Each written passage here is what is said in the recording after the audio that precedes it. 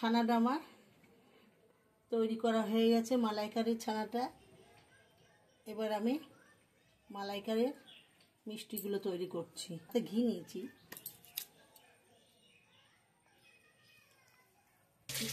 মিষ্টিগুলো তৈরি হয়ে গেছে। এদিকে আমি রস বসিয়ে দেবো। গ্যাসটা জ্বালিয়ে দিলাম। এখানে 3 বাটি জল দিয়েছি, 3 বাটির মধ্যে 1 বাটি চিনি দিলাম। মিষ্টির ছেঁড়াটা আমার ফুটে গেছে। এবার আমি 3টে এলাচ দিয়ে দিচ্ছি।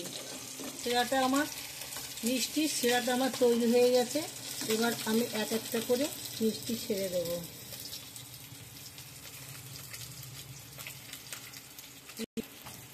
ভালো ঝরে নিই, ওই জন্য আমার মিষ্টিটা নরম হয়ে গেছে। ওই জন্য আমি এক একটা করে দিয়ে দিচ্ছি।